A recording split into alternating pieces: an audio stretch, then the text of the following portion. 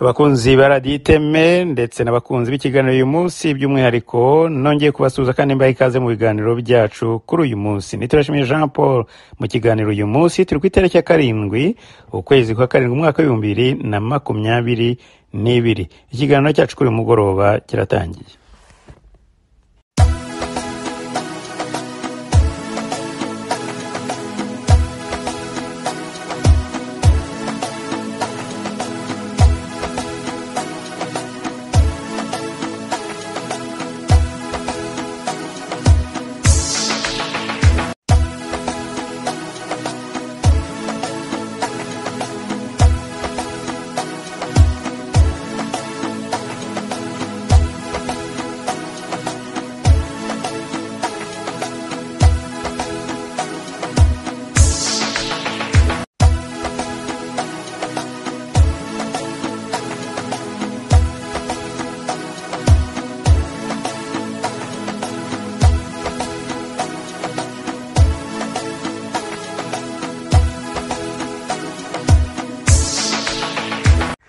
Reka nongere mbahe ikaze abakunzi b'ikiganiro uyu munsi. Ikiganiro cyacu cy'uyu munsi nk'uko nabibasezeranije mu kiganiro cy'ubushize cy'igihe niki, turaza kugaruka kuri conference, kuri some cyangwa mini some yabaye muri Angola.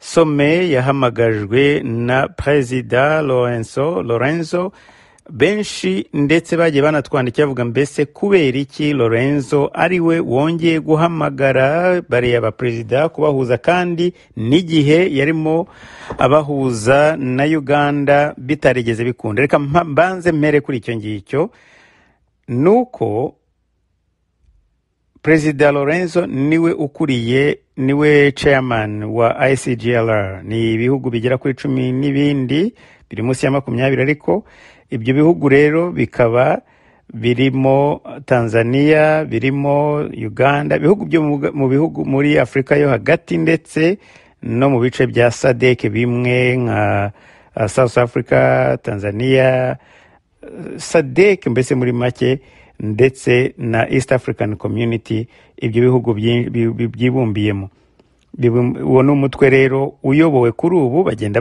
basimburana abategetsi. Uwo mutwe rero kuri ubu uyobowe na Perezida Lorenzo. Icyo niyo ni impamvu ya mbere. Ya kabiri nuko African Union yasabye yuko aba ari we ubumuhuza, hejuru yuko ari we ukuriye ICGLR, akaba noneho na African Union yaramusabye, yaramuhaye mandate yo kubahuza. So ubundi bushake yewe suko ayobewe nyirabayazana w'iki kibazo, suko nayobewe yuko igihe yageragezaga gusaba ko imipaka yafungurwa bakanajya ku mupaka hariya Gatuna ari kumwe na Tshisekedi na Kagame na Perezida Museveni, ibyo bintu byose nta cyakemutse. Ibyo byose arabizi, bifite muri background mu mutwe we, arabizi uko byagenze. Ariko gusubiza batwandikiye, iyo niyo mpamvu yonyine yatumye Perezida Lorenzo agaragara cyane muri iki kibazo. So ubundi bushake, suko wewe nyirabayazana, suko wewe mitwe munini wa Kagame, ahubwo nuko ari mandate African Union yamuhaye nk'umukuru wa ICGLR, Perezida an exercice wa ICGLR. Reka rero ngaruke noneho kuri content cyangwa se kubikubiye muri iriya nama. Itangazo habanje kuba ibintu bimeze nka conflict cyangwa conflict muri iri tangazo ry'ibyavuye muri iriya nama. Nabyo reka mvane nk'urujijo kuba dukurikiye nonaha. Icya mbere nuko itangazo riri officiel ryavuyemo ryasomwe na Minisitiri w'Ububanyi n'Amahanga wa Angola, rikaba risa n'iryanditswe mu Gifaransa, ariko iry'icyongereza risa n'iryagiye hanze. Bavuga ko n'iryanditswe n'ibikorwa bateganyaga bishobora gusohoka, ariko ntabwo byigeze bisohoka. Bituma rero abantu bamwe baba leakers babishyira hanze, buriya n'u Rwanda obviously kuko ni Icyongereza, nibo bari barimo bari in favor y'icyongereza, babishyira hanze bashaka misleading abanyekongo ngo berekane ko ari byo bumvikanyeho. Iryo tangazo rero barigarutseho muri press conference, ndibuze kubanyuriramo bike mu byo bagiye bavugaho. Inama yagarutse nta kindi yagomba kuvuga, murabizi ko kwari ukureba ikibazo cy'umutekano kubera ubushyamirane bwari bumaze kugera ku rwego rwo hejuru. Uyu munsi nta cyahavuye. Nagira ngo mbere yuko yenda nza kuvuga content y'inama, mu byibuke ko nababwiye ubushize ko nibaramuka bavuye Angola nta kiri buhinduke, ahubwo Kagame agiye kwitera, agiye gukora amahano kubera ko ntabwo ashobora kwemera uruhare rwe muri kiriya kibazo, kandi yabyerekanye no muri iyo nama. Inama nta kintu cyavuyemo nk'uko twabivuze mu kiganiro cyacu cy'ubushize. Ibyo twapredictingaga byose twavuga ko bizagenda niko byagenze. Kagame yagiye gukina carte ya victime na delegation ye. Bagarutse bavuga ko ikibazo cya M23 bizakemukira muri Kongo. Bakigaruka imirwano yahise itangira. Reka ngaruke ku itangazo rya M23 yavuze mbere yuko Kagame haguruka. Byari scandal, murabizi ko ariyo nyito y'ikiganiro cyacu cy'ejo bundi. Byari scandal ku buryo nasanze ari byiza ko biba highlight y'icyo kiganiro.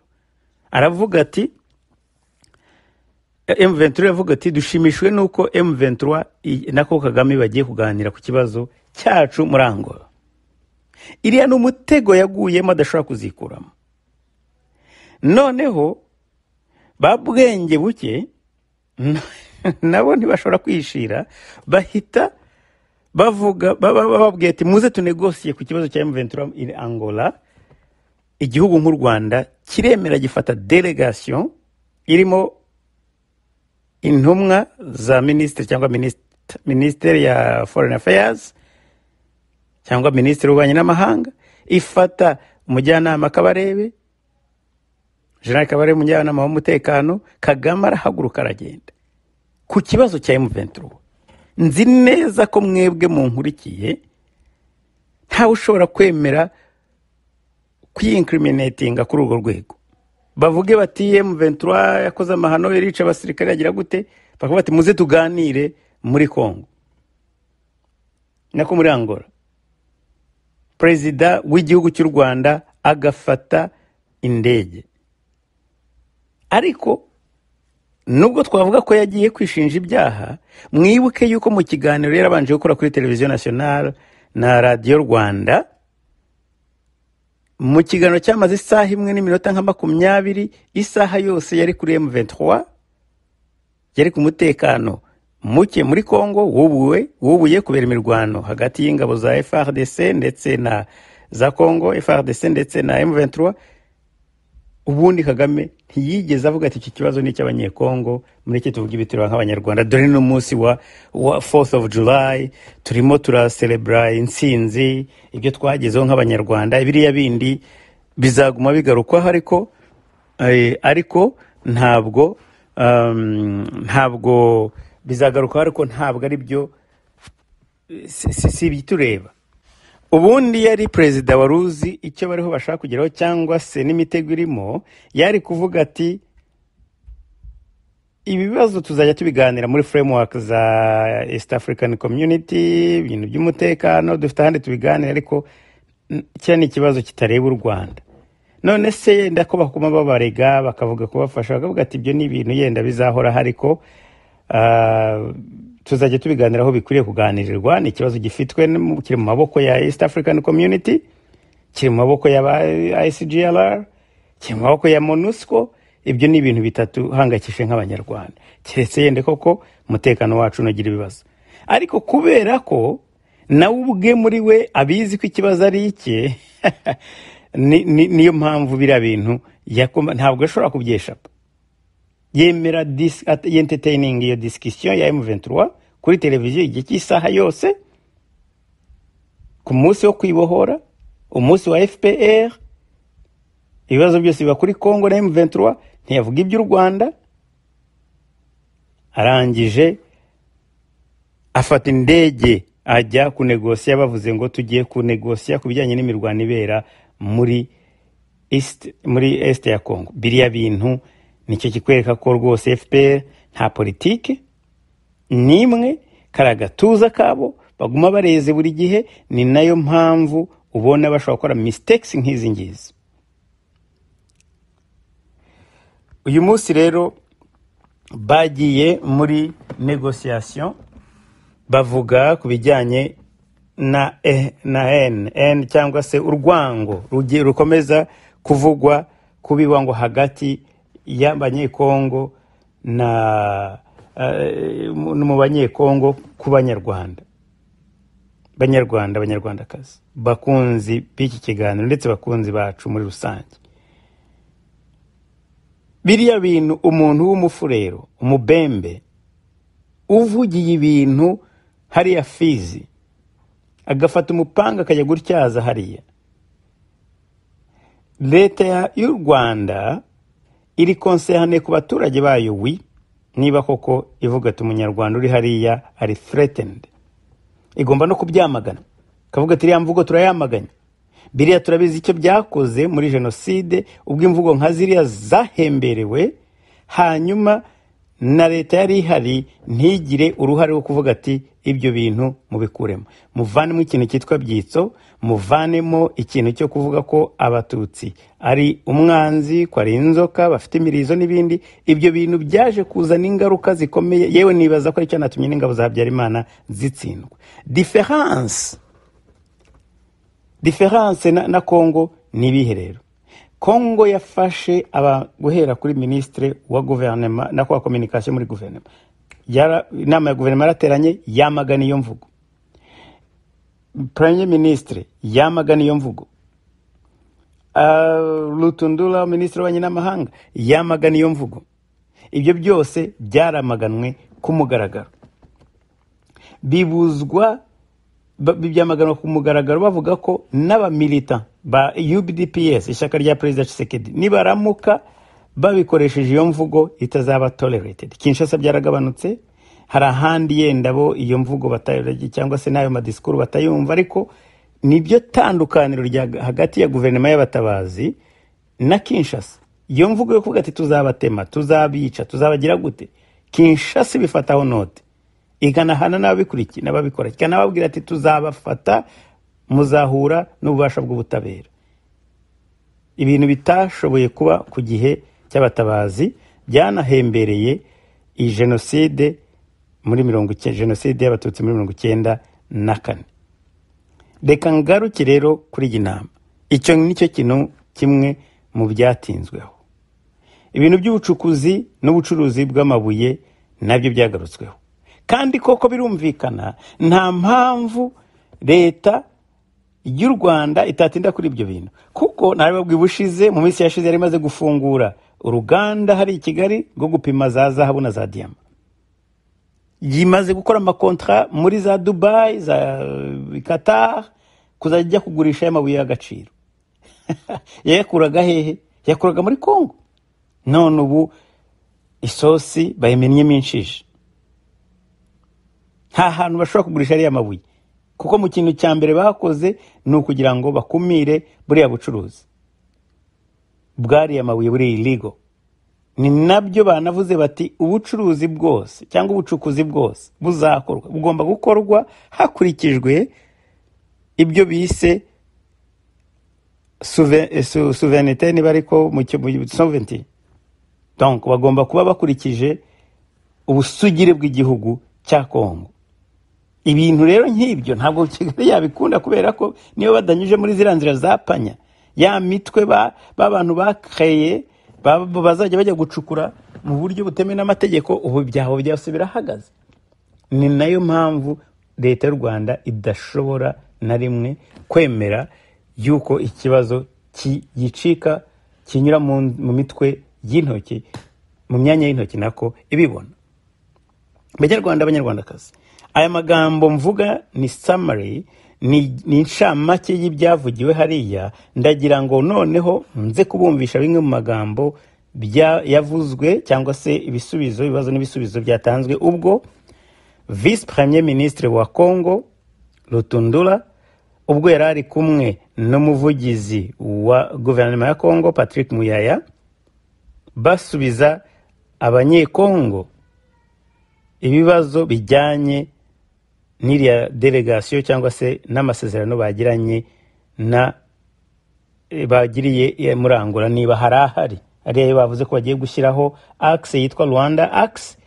Cyane cyane nibagiwe ko bagiye gushyira icyo bita Rwanda axe ngo kera yari ihari, noneho aho abanyarwanda n'abakongomani bazaganiraho uburyo hatekana hari ibintu bishobora gukorwa kugira ngo umutekano ugaruke. Banyarwanda banyarwandakazi, ibi byonyine ubwabyo twakabivaniyemo isomo muri cadre yuko bo bavuye muri delegation muri Angola yahagurikije umukuru w'igihugu, ministre w'ububanyi n'amahanga, ministre wa communication n'abandi, bumvise ko ari responsabilité yabo kuza cyangwa ku itegeko nshinga biteganya cyangwa se rules za guverinoma kubwira abanyekongo icyabajyanye ibyavuyemo kubera yuko bahembwa imisoro ya leta. Ntabwo ari ubushake nk'uko Kigali bigenza. Iwacu bakoze Twitter nayo yaciye kuri RBA. Kagame nta tangazo yatanze, nta press conference yabaye, ndetse nabo bajyanye nta numwe akoze press conference. Cyakora amakuru ari harambwira ko barimo bategura discours izatanga umurongo ku kibazo bafitanye na Congo kugira ngo bagire support y'izo ntambara mu minsi ya vuba. Mu biganiro bavuze harimo nuko Congo babivuze neza cyane bati ntabwo u Rwanda ntabwo ameze kimwe natwe, twebwe turi democratique naho mu Rwanda ni umuntu umwe gusa, ni imvugo y'umuntu umwe, nirivuze umwami, ni nkaho mbigenekereje nuko yabivuze. Twebwe dufite procedure ariko bo nibyo umuntu atekereza. Mu kanya ndaza kugaruka kuri no ku rubanza rwa Uzaramba Karasira. Ndagaruka kandi no ku itangazo rya Arke ryasohotse ejo hari ku itariki ya 6 kwa karindwi. Arke imaze imyaka 2 ibayeho. Itangazo ryaciye no ryari ryihariye, ryaciye mu kiganiro cyihariye cyangwa se muri programme yihariye, ryasomwe n'umuvugizi wacu Ashire Kamana.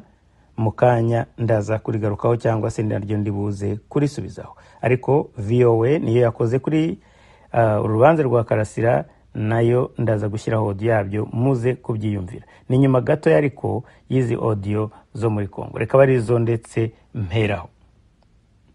Mu magambo harimo imigani yagiye icibwa na Ministre w'ububanyi n'amahanga avuga ati, bamubaza ku kibazo cya M23 ububasha ifite, baravuga bati ibi ni nka bya bindi mwumva ngo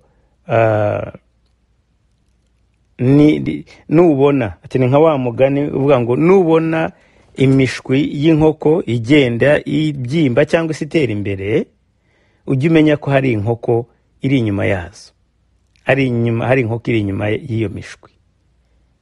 Ntabwo nkeneye gusobanura uwo mugani kuko ikibazo cyari kijyanye n'imbaraga n'ububasha bavuga M23 irimo igira. Ariko Ministre w'ububanyi n'amahanga yanaciye umugani kandi koko ugaragaza imyitwarire ya Kigali. Aravuga ati, mujye mwibukana bya bindi bajye bavuga ku gikeri ngo kibyimbisha kikumva ariko cyanganye n'ikimasa. So kubijyanye n'igikeri byo nta nubwo nanagarukira gusa ku mugani ubwaho, ariko ni nka wa bya bindi abarundi bavuga ati umugani ugana kariho. Yana n'abanyarwanda niko babivuga. Ntabwo nibaza ko shwa y'igikeri ari shwa ari coincidence. Ntabwo ari byo. Ahubwo nibaza ko hari ababwiye neza ko igikeri gifite gifite icyo gisobanuye gikomeye hariya mu butegetsi bwa FPR. Ni symbole y'ubutegetsi nako y'umwega mu muco wa Kinyarwanda. Kandi nabwo murabyibuka Dr Clet ubwo yajyaga i Kigali bavuga ukuntu bagomba gukora ubushakashatsi ku gikeri, kuntu ngo gikubita ngo kikagwa hasi ngo kitera hejuru, ngo uko wagitera hose ngo kigwa kikureba. Kagame akabyimba mu ntebe umubona kubera nyine igikeri gisimboliza umwega. Mukongomani aravuga ati igikeri kirabyimba kikibaza ko cyabaye imfizi cyangwa ko kingana n'imfizi. Ibi ni ibitegereje u Rwanda n'Abanyarwanda mu minsi iri imbere kubera uko kwibyimbisha kw'igikeri. Ndagira ngo mbumvishe amagambo, ntabwo ari byo bivuze, muyumve amagambo yavuzwe na Premier Ministre ndetse n'umuvugizi wa guverinoma nyuma yo kuva muri iriya delegation ndetse naho byerekera nyuma y'iriya delegation. Comme on dit chez nous ici, que lorsque vous voyez le poussin qui prend la dimension, ça signifie qu'en fait, au-dessus de lui, il y a la poule qui donne la dimension. Vous voyez? Donc, on veut maintenir le pays dans la situation d'ingouvernabilité, en infusant dans le sang congolais l'instabilité, en mettant dans nos têtes un complexe, et on veut créer des espaces de libre exploitation. On veut se donner, si vous voulez, l'ampleur du bœuf. Rappelez-vous la grenouille qui veut se faire aussi grosse que le bœuf. On veut bloquer le processus de Nairobi. C'est ça le vrai problème, la vraie motivation quant au retour sur la scène du 1-23. Je vais vous dire quelque chose, parce que ce n'est pas un secret. Nous sommes en discussion. Alors, quelqu'un que vous connaissez bien, le général James Kabarebe, demande la parole. Il nous dit, mais vous vous en prenez à nous tout le temps, pourquoi? Ce n'est pas nous qui vous attaquons. Makenga, dont le groupe est aujourd'hui en action, il ne vit pas chez nous. Il vit en Ouganda. J'ai mes notes du mot à mot, parce que j'ai noté ça. C'est l'Ouganda qui a poussé ces gens, qui le soutient et qui leur donne la logistique et le matériel. Je le dis à la télévision, le monde entier me suit. Il y a des PV, il y a des échos sonores. Nous tous, on était un peu, pas surpris, mais bah, on se regardait un peu, on dit, mais c'est quoi ça? Mais le problème, ce n'est pas de l'argent comptant. Parce qu'ils n'ont pas le courage, en tout cas ils ne le disent pas en face des Ougandais, pour que les Ougandais aussi repliquent.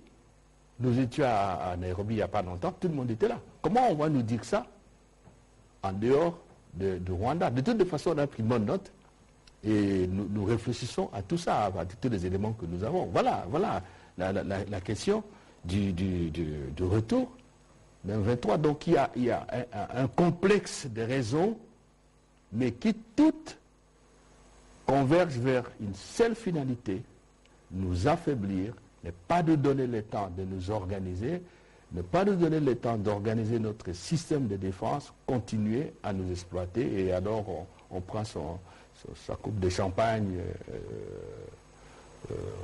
en riant de nous, quoi. C'est cela, il faut qu'on comprenne. Alors, est-ce que le Rwanda a accepté? Mais attendez là. Mais un État qui dirait ça, qui ferait cela, mais on s'en moque. Le Rwanda ne peut jamais, ne vous attendez pas. J'attends beaucoup de Congolais qui disent ça. Que le Rwanda vous dise, oui, c'est moi qui vous attaque. Mais bon sang, mais c'est pas possible ça.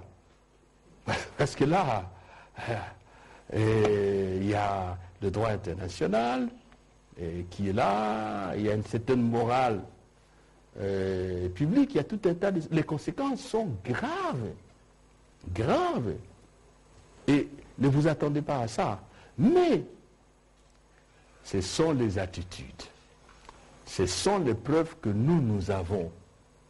Je viens de vous parler de cette défense que l'on prend des M23.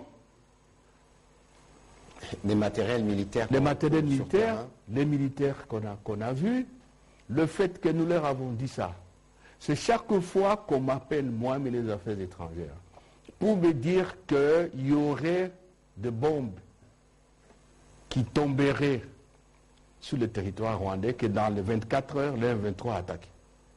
Comprenne qui pourra. Comprenne qui pourra.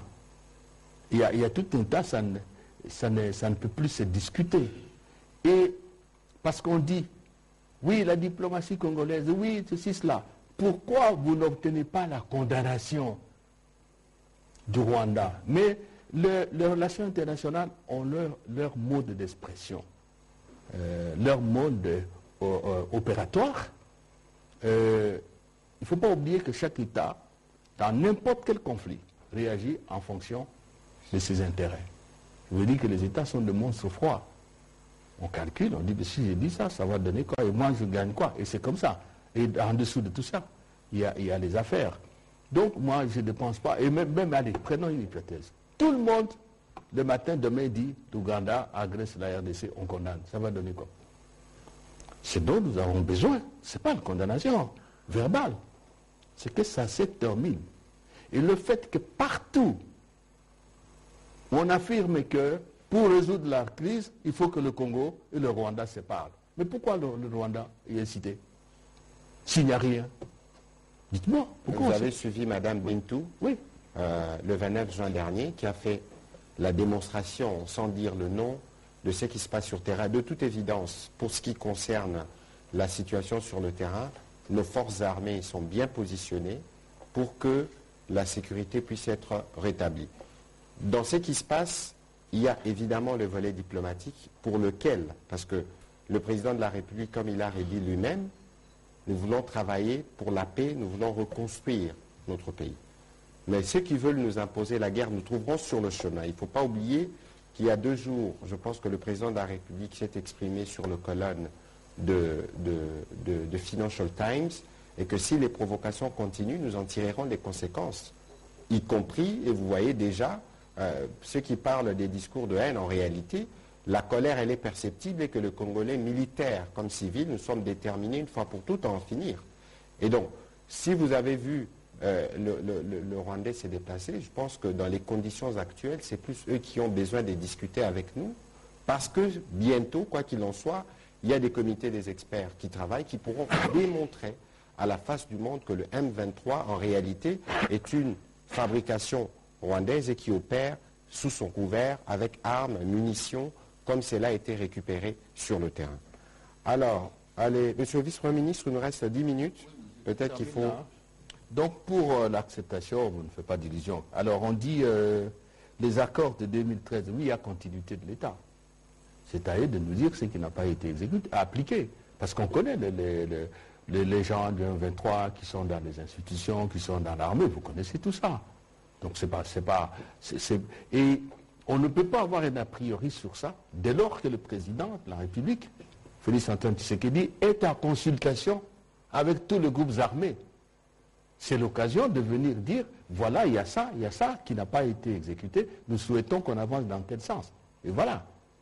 Donc, on ne nie pas la continuité de l'État.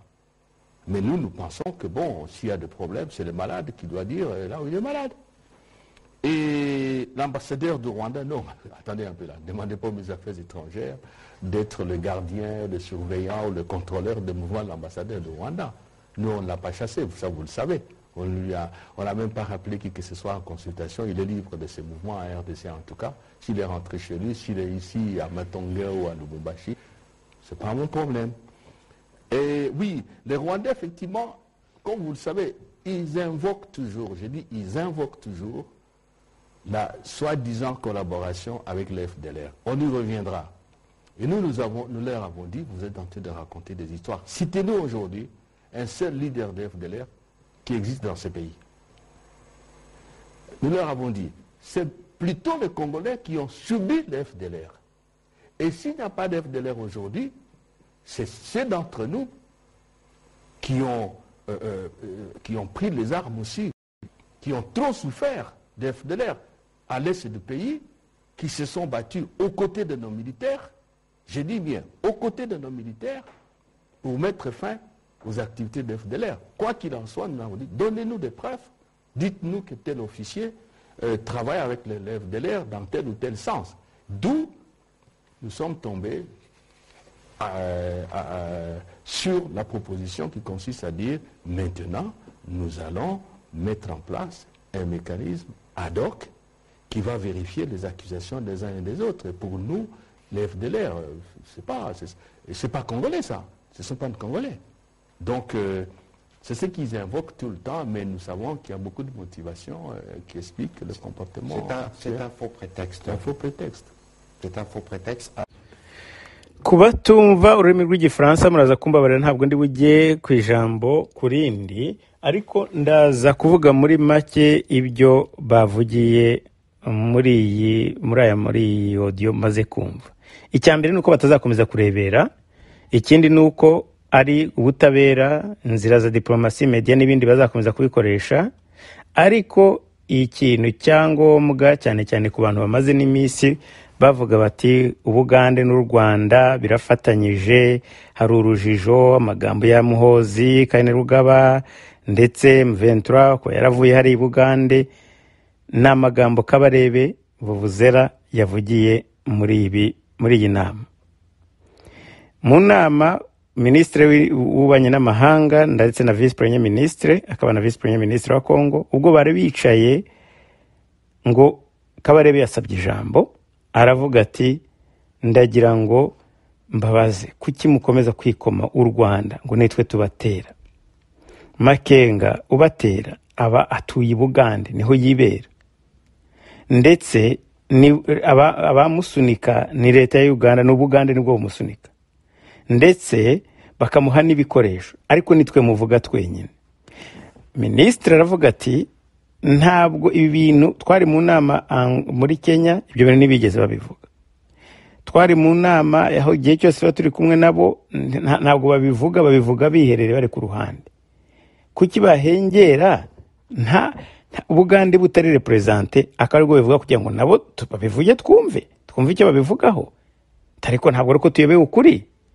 Ntabwo ibyo twirwa tubijyamo kuko Ministre wa Communication aravuga ati mwarabibonye abasirikare twafashe, u Rwanda nirwo rwaje kubareklama.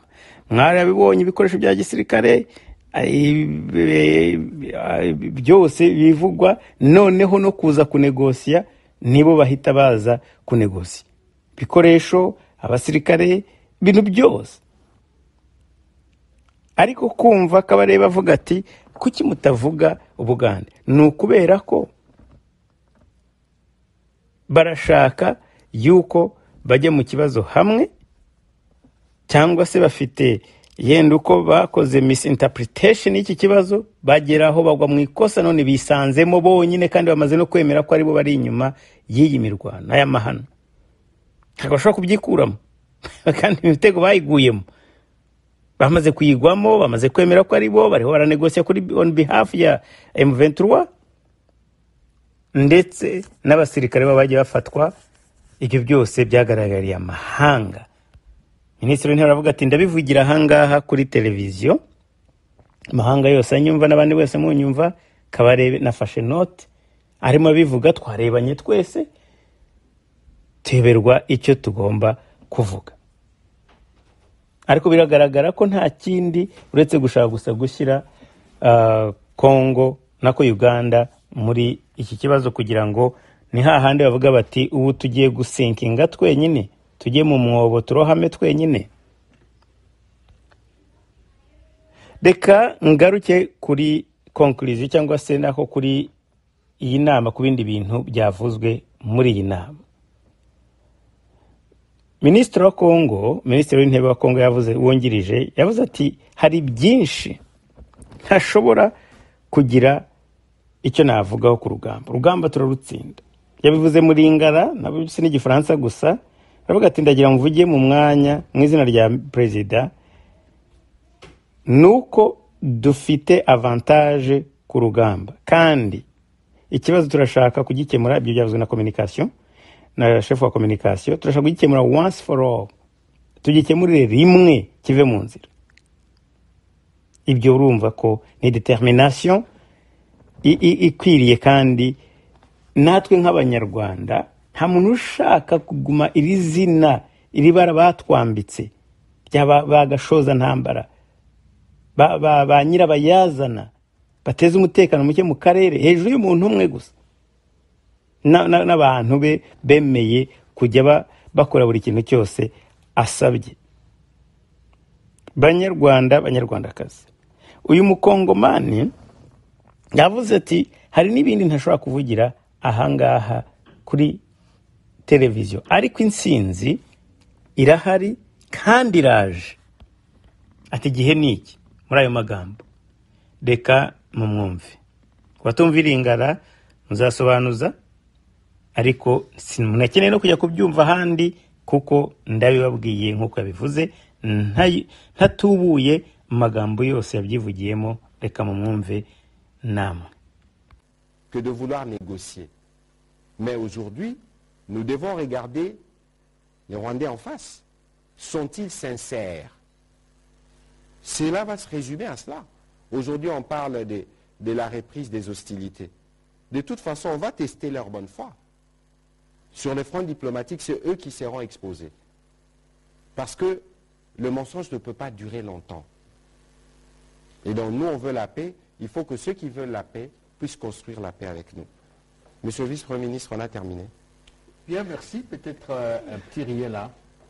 1 minute, c'est pour dire aux Congolais que nous allons gagner. Le président met tout son poids, tout son honneur. J'allais même dire, il considère que c'est en ce moment-ci que sa vie, son amour pour la patrie doivent être forts. La vie d'un chef d'État, elle est forte quand le chef d'État s'engage dans la cause nationale. Restons ensemble. Je peux vous dire, au nom du chef de l'État, qu'il est sensible à ce patriotisme fort qui s'affirme chaque jour.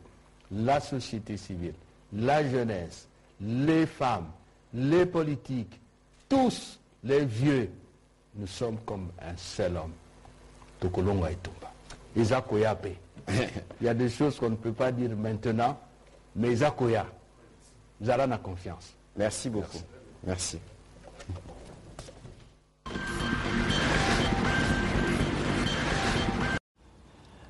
Reka ngaruke ku rubanza rwa Karasira Uzaramba. Karasira bakomeje kumusiragiza, bamubwira ko badashaka ko aburana, igihe cye kikagera bagasubika. Uyu munsi mwumvise nk'uko byabaye ku bandi bose baregwa impamvu za politike, ko nawe umuavoka we ntafite accès kuri dosiye ye. Umuburanira ntibashobora gutuma abona dosiye ya Karasira ngo bategure kuburana. Bamubuza kwitaba urukiko mu minsi iteganyijwe na Constitution y'u Rwanda n'itegeko nshinga ry'u Rwanda. None amaze igihe cy'umwaka afunzwe, arababwiye ati jyewe uyu munsi niteguye kuburana kuko bashaka guhita bamukatira yenda kandi atarigeze agira access kuri dosiye uretse ibyo wenyine yandikiye. Baramubwiye ati ugomba kugenda, ugomba kujya kuburana kubera ko niko tubishaka. Wibuke ko yashatse kuburana igihe cyose, nako igihe cyagomba kuzana muri rukiko hari igihe atazaga, tugategereza bakitwaza covid bakavuga ibindi bitandukanye. Ejo bundi bamuzanye mu rukiko, avuze uburyo bafashwe, akoze intabaza. None uyu munsi cogamira rangiye bati turagushushubika nagenda ujye kuburana. Ati ntabwo niteguye mu mpigihe mbanze mvugana n'unyunganira, bati vuga uvuye aho jya kuburana. Naje kugira ngo ntakubitwe ibiboko, ni mu magambo ye. Iki cyatumye nza, ariko buri gihe sinaniteguye kurana nubwo nari mfite gahunda. Umwunganira avuga ati iyo ngiye kumureba kumusura ntibanatuma mubona, dutegure dosiye. Ariko ibyo muraza kubyiyumvira muri audio ya Karasira. Ibindi ni iki kintu cyo kuba kuburana uri hanze. Niba impamvu z'uburwayi zidashobora guha impamvu uburana kuburana ari hanze, niki kindi gishobora gutuma bamureka akaburana ari hanze? Niki gishobora gutuma riya tegeko rimaze iki mu bitabo by'u Rwanda? Umuntu uregwa ibibazo politike ntashobora kuburana. Makuru tugira avuga ko na Mushayidi nawe atamerewe neza, ariko umuntu bakabwira ati baramusuzumye basanga afite ihungabana, basanga afite ibibazo bya diabete, mureke mburane ndi hanze. Wapi?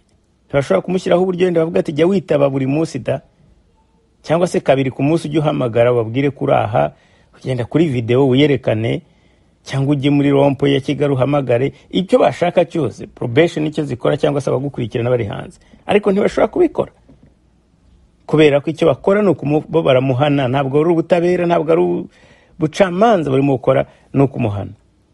Ndagira ngo nsoreze mbere yuko mumwumva kuri ibi bintu ubushinjacyaha bukomeje kugaragarwaho mu manza nk'izirwa abantu ibintu bya politiki. Iyo ngo ubushinjacyaha buvuga ngo no, ngo Karasira akurikiranwa n'abaganga nk'abandi bose, Karasira amaze kuvuga ko bacungagereza ari hafitanye ikibazo, nibo mufite mu maboko. Niki gituma ubushinjacyaha buhita bwigira abavoka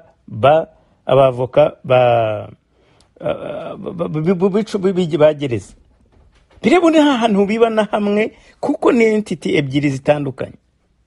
Kuko n'igihe abacungagereza bakoze ikosa, abashinja cyane bo bantu ba mbere bagombye kuba baburanisha bari abacungagereza. Ariko iyo bo bavuze bati no, ubucungagereza nta kosa bafite, ubushinjacyaha aribwo bivuga. Birabiri nta hantu biba, bya ni ibintu bibiri bitandukanye. Niba ureze ukavuga uti mfashwe nabi, umucamanza niwe ugomba gufata icyemezo cyo kuvuga ati reka murebe neza dukora investigation tumenye ibyari byo. Ariko iyo ubushinjacyaha bwitanguranyije akavuga ati no, abafashwe neza nta kibazo afite, bihita byigaragaza ko koko mwese muri accomplices, muri abafatanyacyaha, kandi mwishyiraho icyaha cy'ubusa. Ejo bundi ngoma zizahinduka, mwese muryozwe ibintu mutare mukwiriye, kuko bariya bacungagereza bagomba kwivugira. Ntaho mugomba guhurira nabo mwege nk'abashinjacyaha. Ariko murabizi game, murayizi umukino urimo gukorwa, murawuzi, muzi byari byo, muzi ko ari umuntu mwahawe kugira mu muhane, ntimushaka ko hagira na chance nimwe yatuma asohoka. Niyo mpamvu mukora n'ibintu birimo conflict of interest, ku buryo mufata role y'abavoka bagereza, kandi ibyo bintu ni amakosa akomeye, kandi ingaruka zabyo muzazibona mu gihe kiri imbere. Reka mwumve Karasira muri audio ya Eric Bagiruwubusa kuri VOA, batanze umucyo kuri uru rubanza. Bwana Aimable Karasira uzaramba yageze ku rukiko yambaye impuzankano y'iroza iranga abafungwa, inkweto za parasitiki z'ubururu n'amasogisi y'umukara maremare amugera mu mavi. Yararinzwe n'abacungagereza benshi, yambaye amapingu ku maboko, afite n'agapfuka k'akadeyi k'umweru atwaramo amadosiye. Umutekano kandi byagaragaraga ko wakajijwe kuko hari n'abapolisi benshi ku rukiko. Karasira biboneka ko afite intege nkeya, yasabye kuburana yicaye. Yabwiye urukiko ko afite isereri, ko rero yashoboraga kugwa hasi, kandi yongeraho ko atiteguye kuburana. Umucamanza yamwemereye kuburana yicaye. Yavuze ko afunzwe nabi kubera iyicarubozo gereza imukorera nk'uko abyemeza mu magambo ye bwite. Yavuze ko abacungagereza bamuzanye kuburana ku ngufu atabishaka. Ati nemeye kuza gusa nanga ko bankubita. Yemeza ko yari amaze iminsi 3 adasinzira. Yasobanuye ko atanga kuburana, ariko ko igihe cyose uburenganzira bwe buzaba butarubahirizwa atazaburana. Yavuze ko imiti ya diabete yafataga abacungagereza bayimwambuye.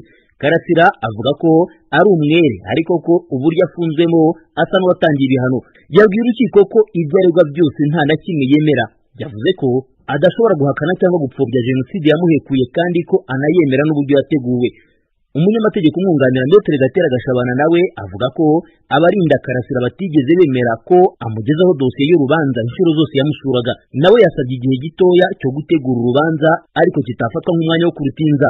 Mu rukiko Karasira yakunze kwikoma abanyamakuru yita ko bari mu kwaha k'ubutegetsi yanga ko bamufotora, n'uburenganzira urukiko rwamwemereye.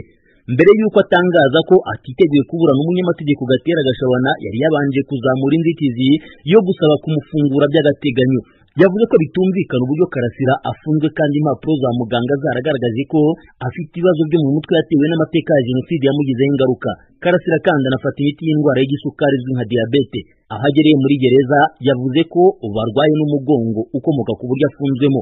Karasira avuga ko afungwa amasaha 28 kuri 28 mu gihe abandi bagira ubwinyagamburiro. Ubushinjacyaha bwavuze ko gereza ikurikirana iby'uburwayi bwe nk'uko ikurikirana ubw'abandi bafungwa. Umucamanza amaze kumva inzitizi ku ruhande rwa Karasira yahisemo kwimura urubanza ku yindi tariki. Karasira aregwa ibyaha bine: ibyaha byo guhakana no guhisha ingiro jenoside yakorewe abatutsi mu 1994, kubiba amacakubiri mu banyarwanda no gutangaza amakuru y'impuha. Yatawe muri yombi kuva mu mpera z'ukwezi kwa gatanu k'umwaka ushize 2021. Ibyaha byose aregwa arabihakana, akavuga ko bishingiye ku mpamvu za politiki. Bikomoka ku magambo yagiye yumvikanamo ku miyoboro ya YouTube itandukanye. Yashinze umuyoboro wa YouTube yise Ukuri Mbona, avuga ko yawushinze mu rwego rwo kwivura agahinda gakabije yatewe n'amateka y'ubwicanyi. Mu miburanire ye yakunze kumvikana ko adateze guteshwa ku cyo yita guharanira ukuri. Yagombaga gutangira kuburana urubanza rwe mu mizi. Iburanisha ryemewe ku itariki ya 7 z'ukwezi kwa 7 uyu mwaka. Bagira ubusajwi bya Amerika i Kigali. Kuko nababwiye mu kanya, reka nsoreze kuri buri ubutumwa bwa Arke kuri isabukuru y'imyaka 2 ya rejo ku itariki 6 z'ukwezi kwa 7. Mu itangazo cyangwa se mu butumwa Shire yashyizeho umukono, ndetse bukaba bwaratanzwe mu buryo bwa muri communication yihariye, ariko ndagira ngo kuba tarayikurikiye munayikurikire n'aha ngaha kuri muri iki kiganiro uyu munsi. Banyarwandakazi, ntabwo kwizihiza cyangwa kuvuga ngo turafite isabukuru y'imyaka 2 ntabwo ari ukuvuga ngo ni celebration. Noya, nuko itariki ifite significance, ifite agaciro, ifite ikimaze, kandi twaba tumaze imyaka 2 tubayeho. Nk'uko muri bubyumve mu itangazo, ntabwo ari ukuvuga ngo ni ukubyina kugira ngo tubyine tunezerwe, kuko ingoyi cyaduhagurukije kiracyahari. Ingoyi ku banyarwanda iracyahari, ariko no kugira kandi ngo tubwire abanyarwanda ko dufite ibyo turimo dukorana nabo mu bufatanye bwabo, ndetse ko umugambi waduhagurukije ukomeje, tutaryamye, kandi uzakomeza guharanirwa umunsi ku wundi. N'uyu munsi nibyo dukora, kandi dukomeza gusaba ubufatanye bwabo. Ni muri iyo audio rero Ashire yashyizeho umukono, ndetse yanavuze ejo mu kiganiro mugiye kumwumva. Ubutumwa bw'urunana nyarwanda ruharanira impinduka mu rwego rw'isabukuru ya 2 rumaze rushinzwe. Banyarwandakazi, Banyarwanda, ku itariki ya 6 Nyakanga 2020, nyuma y'uko abanyarwanda babonye ko urugamba rw'impinduka rugomba gukomezwa kandi rugakorwa n'abantu bafite imyitwarire isa n'impinduka bifuza, nyuma y'uko ishyaka rya FPR Inkotanyi riri ku butegetsi ryakomeje gukandamiza abanyarwanda mu karengane gakabije, byabaye ngombwa ko hashingwa urunana nyarwanda ruharanira impinduka, mu gifaransa Alliance Rwandaise pour le Changement, mu cyongereza rukitwa Rwandan Alliance for Change. Mu ishingwa ryarwo twibanze ku buryo ubutegetsi bwagiye busimburana, ariko ntibushyire mu bikorwa ibyo bwari bwaremereye abaturage, ndetse no mu barwanya ubutegetsi bubi byaje kugaragara ko bari bafite imikorere isa nk'iya FPR barwanyaga. Iyo mikorere yari ishingiye ahanini kutubahiriza uburenganzira bwa kiremwamuntu no kugira imikorere idakurikije amategeko, ndetse haje no kugaragara uburiganya bwinshi mu mikorere no mu mikoranire. Bityo rero twasanze byari ngombwa kubanza kwibohora imikorere mibi kugira ngo tubashe gutanga umusanzu wacu mu kubohora abanyarwanda, ingoyi n'iterabwoba bashyizweho na FPR Inkotanyi. Duharanira ko leta igomba gukorera abaturage, abafite inshingano muri leta bakarangwa n'umuco wo gukorera abaturage, kandi byose bikaba bikurikije amahame ya demokarasi ndetse no guhozaho mu gushaka uburyo abanyarwanda bose bareshya imbere y'amategeko. Ibyo bigerwaho iyo abantu bose bamenye uburenganzira bwabo bushingiye ku bwisanzure no mu kubaha uburenganzira bwa kiremwamuntu. Mu runana nyarwanda ruharanira impinduka dushyize imbere politiki ishingiye ku bumuntu. Mu mwaka wa mbere urunana rushinzwe, twibanze mu kumenyekanisha ishyaka ryacu mu banyarwanda no mu bihugu by'inshuti z'u Rwanda. Twakoze ibikorwa byinshi by'ubukangurambaga. Ibyo bikorwa byagaragaye ku muyoboro wacu wa radiyo Iteme itarigeze ihwema gutabariza abaturage mu biganiro bitandukanye birimo ubumuntu mu bantu, igihe niki, urwatubyaye, uyu munsi na Jean Paul, tuganire, kurwanya umuco wo kudahana ndetse n'iyobokamana.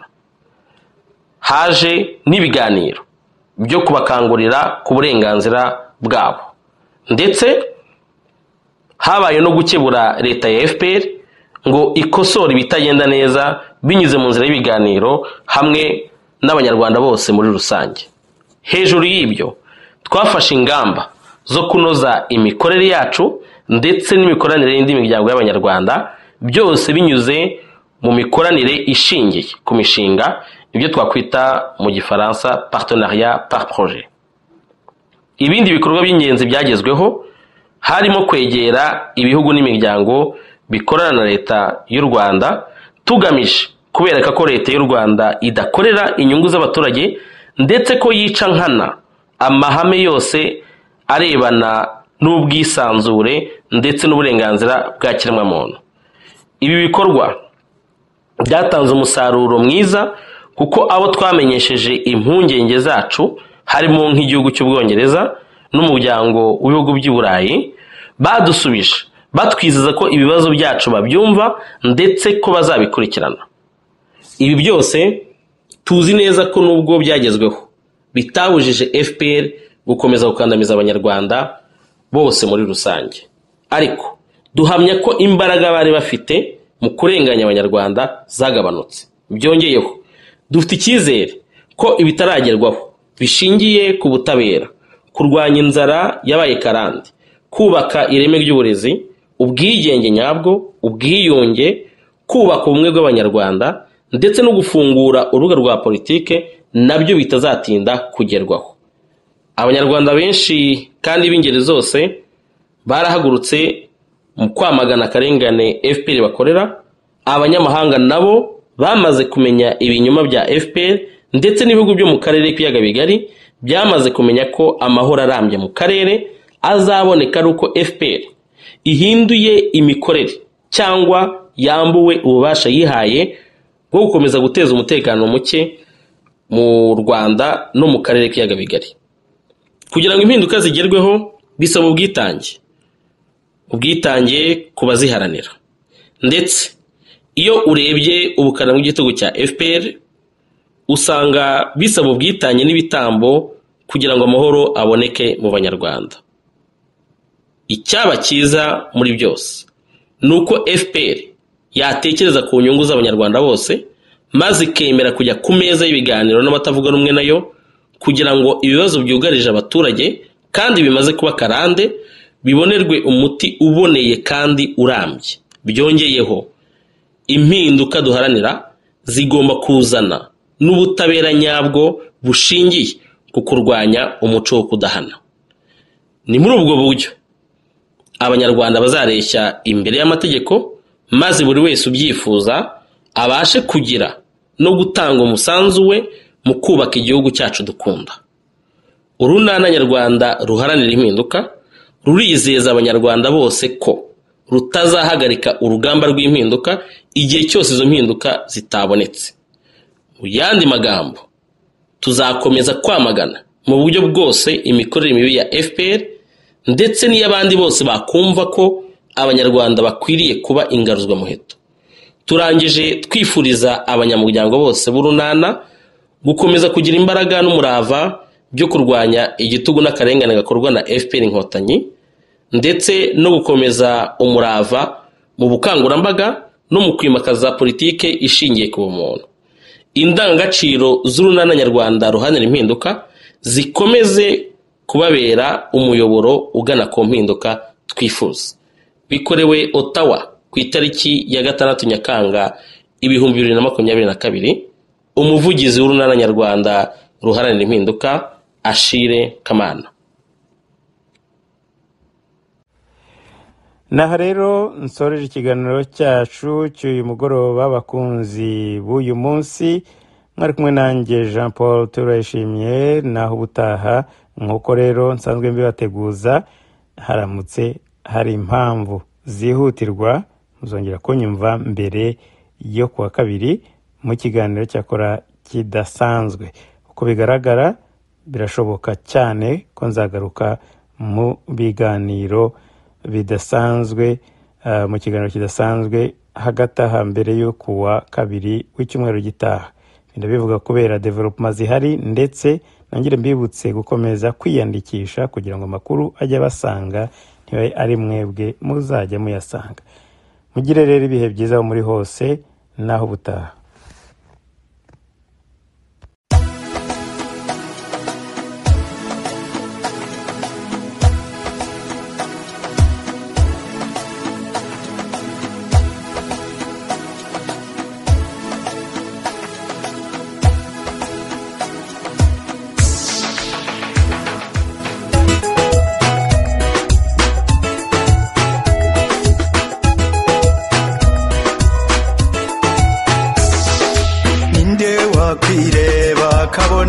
Kamara ninde wakwirengagiza abo bangana, ninde ubona amahari ari inzira nyayo. Urunana rumano, urunana rumano, ujyanire ikimenye cy'ibishamba. Urunana rumano, urunana rumano, ujyanire ikimenye cy'ibishamba.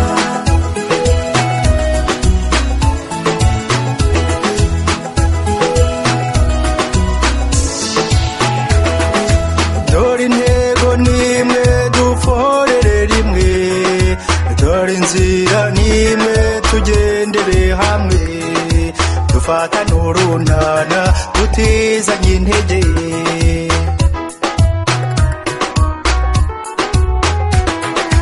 Abagiye inama Imana irabasanga, dufata n'urunana bizaba umurage. Abacuruza amoko bayaburira isoko.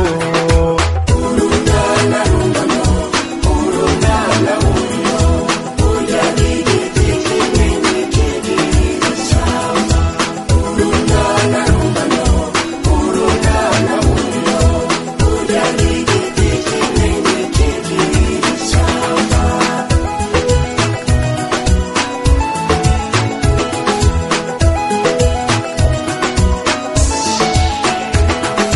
Dufata n'urunana tubitoza abato mu muco karande, tubegere hamwe. Abashaka intambara barindira ubusa. Urunana rumano, urunana rumano, ujyanire ikimenye cy'ibishamba. Urunana rumano, urunana rumano, ujyanire ikimenye cy'ibishamba.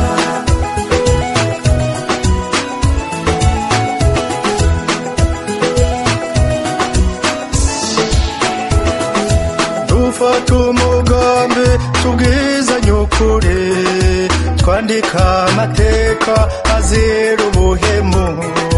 Tureka amateko tweme kuba umwe.